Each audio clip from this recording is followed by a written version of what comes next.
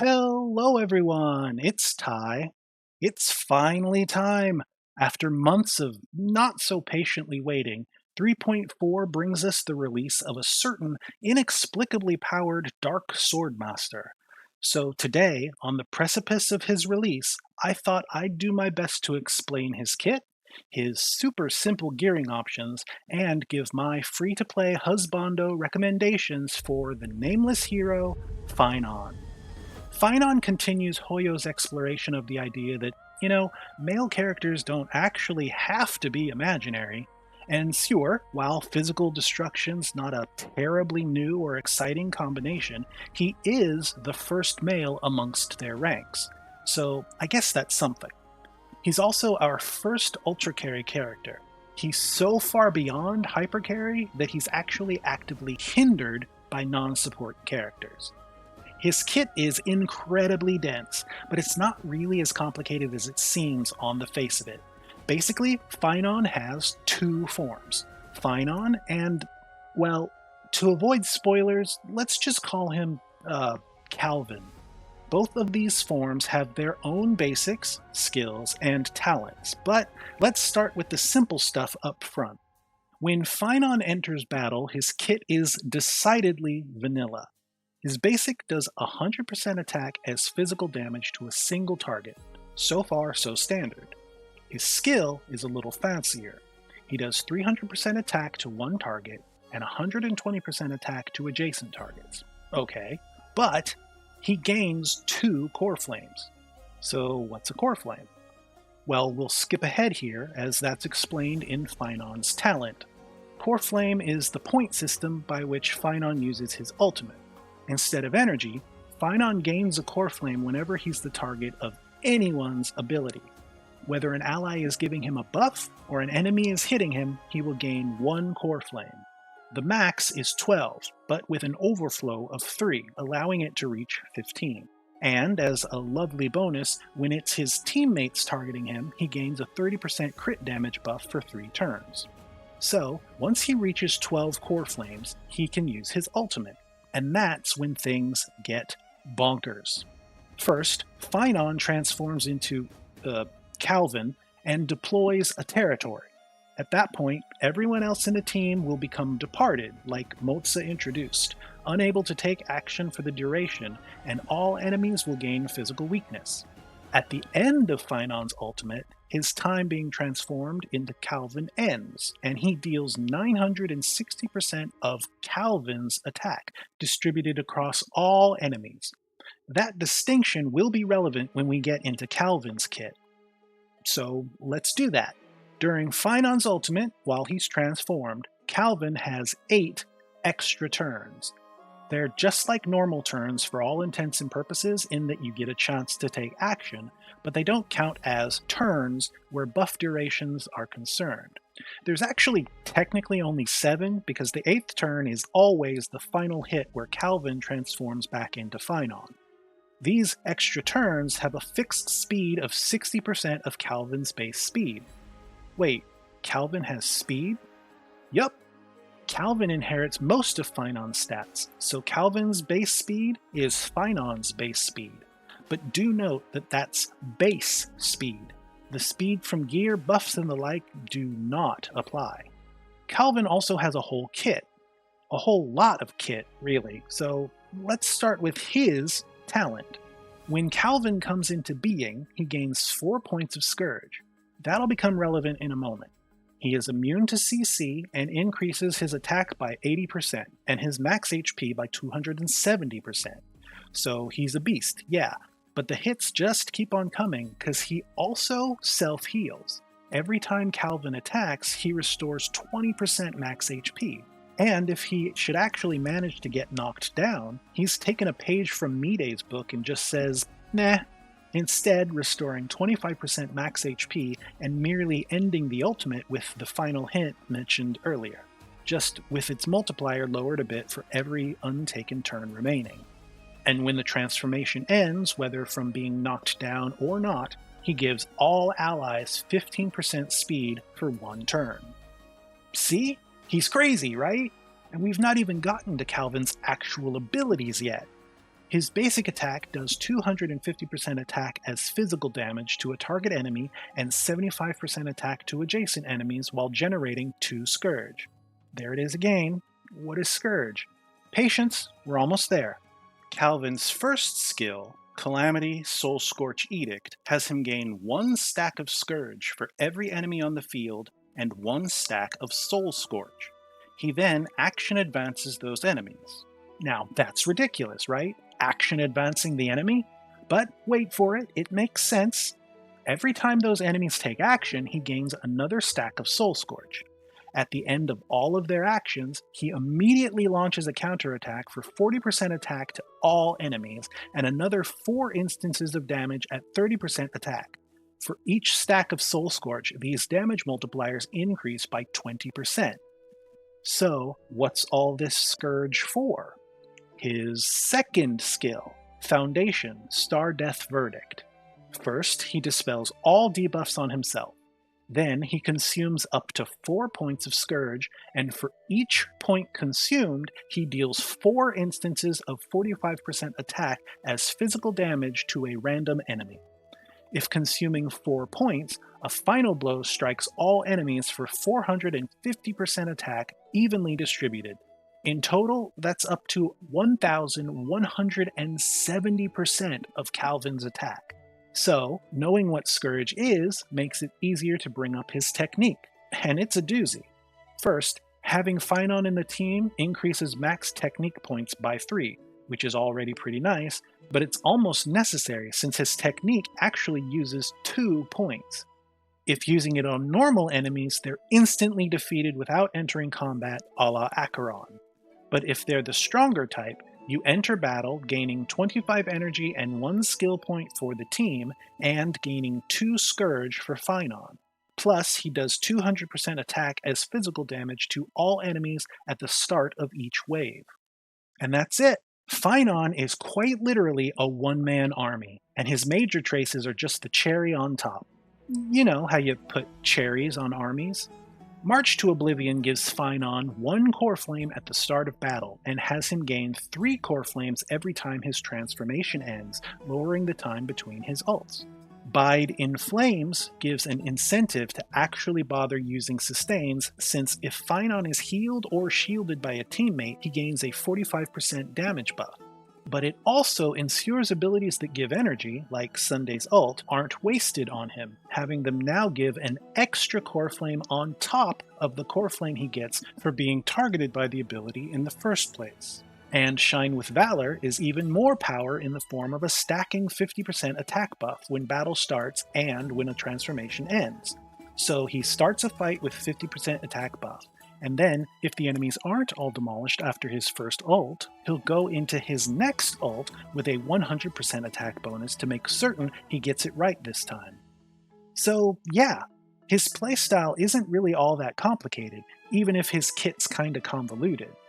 Everyone takes a turn buffing Phainon until he has his ult, at which point Phainon uses that ult and solos the enemies, using basic attack and Soul Scorch Edict to generate Scourge until he has at least 4. With 4 Scourge, use a full-powered Star Death Verdict to demolish the enemies. Then, rinse and repeat until his ult ends and you go back to start the cycle all over again. Super simple, barely an impediment. And so is his gear. In fact, his gear's almost too simple. The only option worthy of actual consideration is the set almost obviously built for him, 4-piece Wave Strider Captain. It gives a hearty 16% crit damage on the 2-piece, and the 4-piece gives him a stack of Help whenever he's the target of an ally's ability, which he should be since, as you've seen, that's kind of his whole deal. Then, if he has 2 stacks when he uses his ult, he gains a 48% attack bonus for 1 turn. Now, on the face of it, that seems almost ridiculously useless, which was certainly how it looked when the set first came out. But now, with the context of Phainon, he'll enter his ult transformation state with that 48% attack bonus, and that 1 turn will last throughout all of his extra turns as Calvin. Now, if you're nasty, you could run 4-piece Scholar Lost in Erudition. 8% crit rate's never too shabby, and 20% skill and ultimate damage is alright too. But even if the extra skill damage increase after ultimate lasts through all of the extra turns during transformation, and I don't rightly know that it does, my numbers still show it's less damage than Wave Strider, even accounting for moving crit rate rolls around. And again, that's only if the extra skill damage increase works in a way that makes it last for the entire transformation. If it doesn't, well, it's without a doubt worse, so just use Wave Strider. Planar options are similarly singular. 3.4 brings us a new planar set which is also almost assuredly made for Phainon, Arcadia of Woven Dreams. When there are more or less than 4 allies on the field, the wearer and their memo sprite gains a damage bonus up to 36%. Now, obviously Phainon doesn't have a memo sprite, but he does send his entire team away, leaving him with 3 missing allies, totaling 36% damage bonus during his ult. So yeah, that'll be his best. But clearly you mayn't have any yet, what with it not coming out until 3.4, so you can use Rudolent Arena if you have some of that lying around.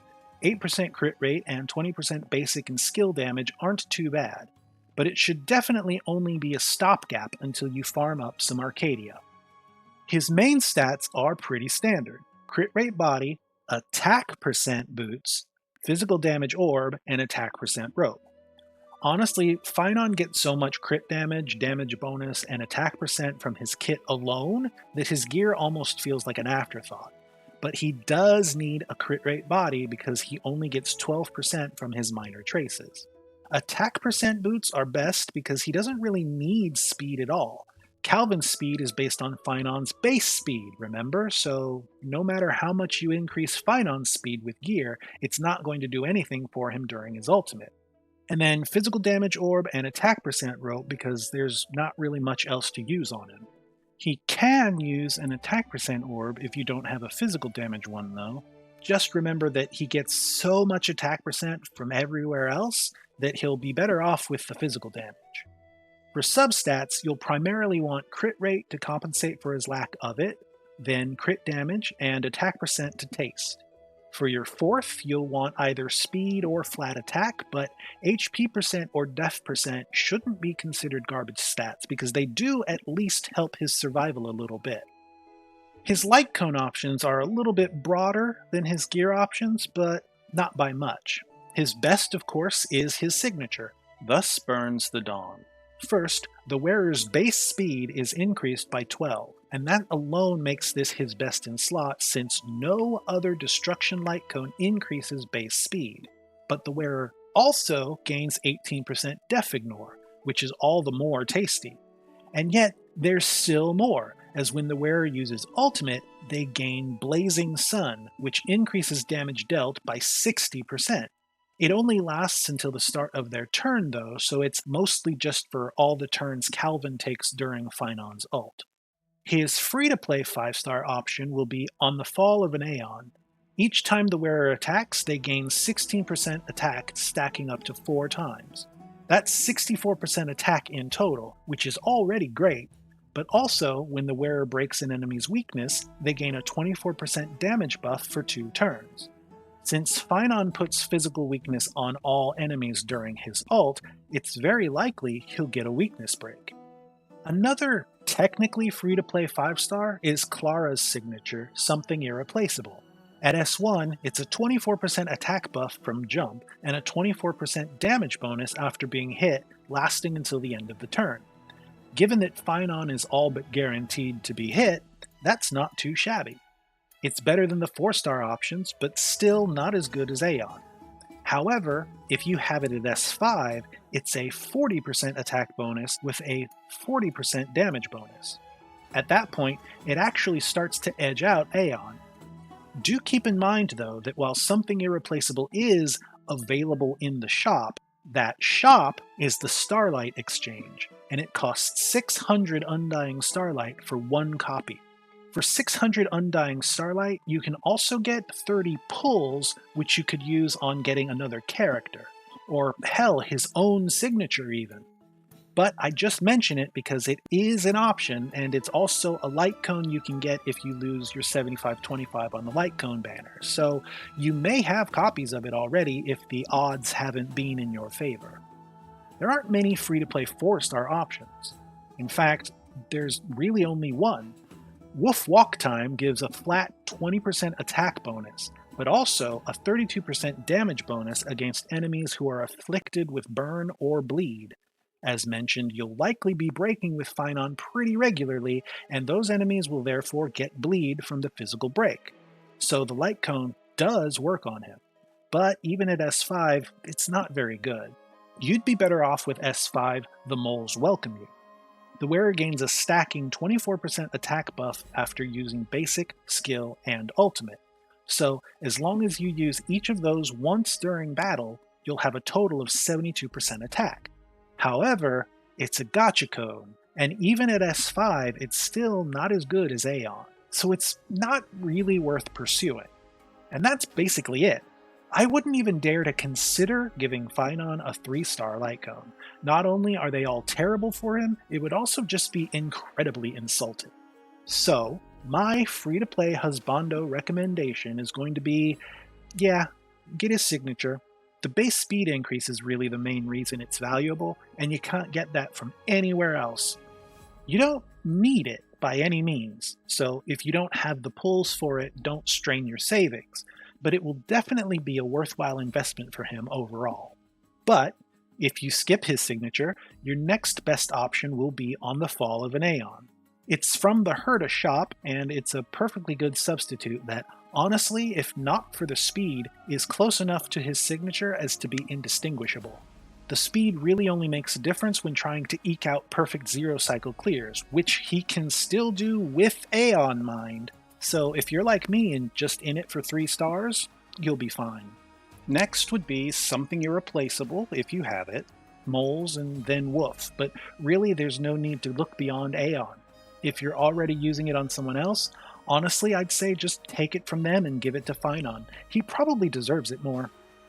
His Eidolons are alright, but not terribly important. E1 increases the ratio of Calvin's inherited speed by 1.5% for every enemy defeated during a single transformation. Now, you'd think that would be incredible, given we've discussed his signature's usefulness in regards to speed, but this speed is only gained for each enemy defeated during a transformation. So the only place it'll become that impactful is in content with many waves of many enemies, e.g., pure fiction. It does also give a 50% crit damage bonus as a sort of consolation prize though, because it knows. E2 is sorta in the same mostly only useful for pure fiction boat.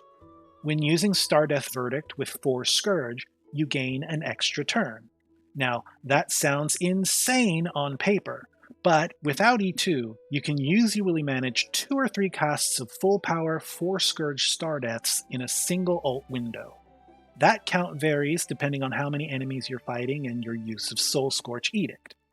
What E2 does is it allows you to fit, at best, another 1 or 2 Stardeaths when fighting 2 or 3 enemies.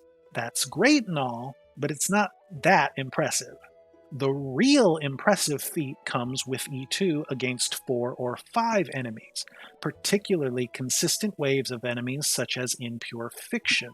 Every Soul Scorch gives you 4 or 5 Scourge, and using Stardeath with 4 Scourge gives you an extra turn that you can use to generate another 4 or 5 Scourge with another Soul Scorch.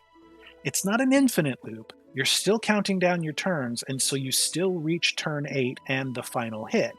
But at maximum, you will have done about 6 full power Stardeaths and 1 at partial power.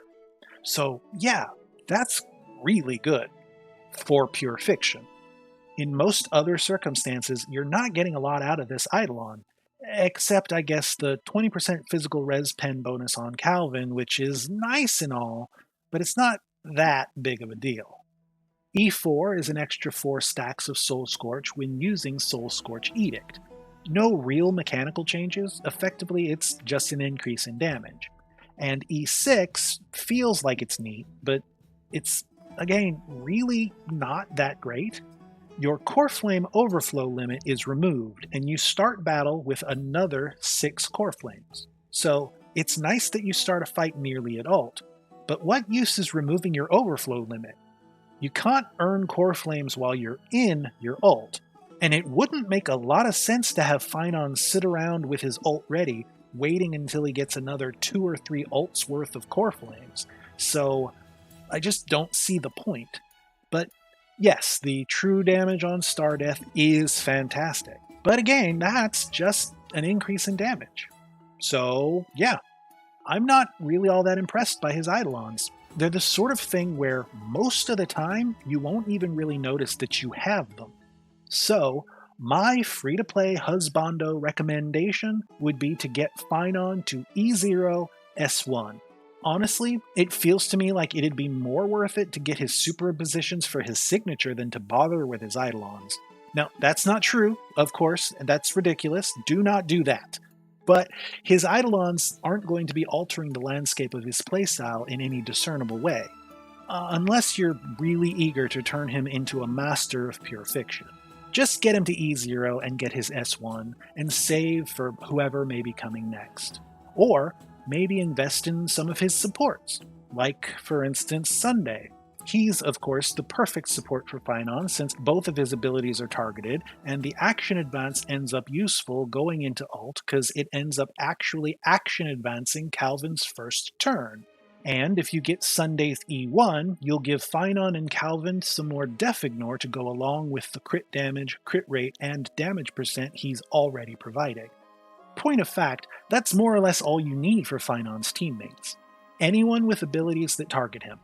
But that's kind of the thing. Target him in particular. Many of the more popular members of the Harmony Harem don't actually work with him because their abilities target themselves to activate auras or zones or the like. That won't work for Phainon, so just keep that in mind. They still buff him, of course, they just don't generate core flames to power his ult. Abilities that target everyone in the party are okay though. Just check for a targeting reticule. If there's a reticule over Phainon, it counts. So RMC is pretty solid for Phainon, or I guess Mem really, since she's the one with the targeted ability. Unfortunately, that means that while debuffers like Jiao Cho can help increase his damage momentarily, they bring nothing to the table to help fuel Phainon's ult engine. Worse still, those debuffs very quickly start to suffer from refresh issues. For instance, while Jiao Cho's zone will persist while he is departed, the stupid trigger cap won't be reset until he can ult again, so enemies will start to have their debuffs fall off, and Lord help Welt and the other characters who have to manually reapply their debuffs. There are the sustains though, your Aventurines, your Gallaghers, Luocha, Japard. Shields or heals, they all target Phainon and they all give him core flames. Yeah, Phainon doesn't need sustains. Japard and Aventurine's shields will break, and Calvin heals his own ridiculously huge health pool when attacking and can increase his damage reduction at will. But the rest of the team, and even Phainon himself, can't do all of those things during ult downtime, so it can't hurt to use a sustain just in case. Plus, with his major trace, he still gets that extra 45% damage bonus, which is nothing to sneeze at. He certainly doesn't need secondary or sub DPS. Phainon does not play well with others. In fact, it could kind of be said his teams are quite restrictive. But in another light, it's also really freeing for your other teams, since you can just give Phainon whoever and save the good stuff for the other side. But who knows, maybe we'll get more Phainon-friendly characters going forward. For now, he'll just have to carry the world on his lonely shoulders. So I am incredibly excited for 3.4 for a lot of reasons, but Phainon is definitely the top of that list. I have seen all sorts of naysaying and doom posting about him and his kit, but personally, I think he's just ducky. Incredibly powerful, incredibly sexy, and a new and unique playstyle that really shows some clever manipulation of the game engine, and which I think will be fun. But what do you think? Are you as excited for Phainon as I am? Or do you think he's delivering unto us the end of days? Let me know down in the comments. And that's my guide for Phainon. Thank you so much for watching, and I hope you enjoyed it. It feels like the culmination of all these guides, since Phainon's the last known upcoming Husbando, but I'll definitely keep doing more when I can. I know there's Archer, and I may do a guide for him as well, but he doesn't count. He's extra planar. Anywho, if you like this sort of thing and you want to see what I do next, then please like and subscribe. Hit the notification button to get notified when I post new stuff. Absolutely what will be coming next is my pulls video for Phainon. And then maybe a guide for Archer. I don't know, I'll have to see. At any rate, thanks again for watching, and I hope to see you all next time. Bye!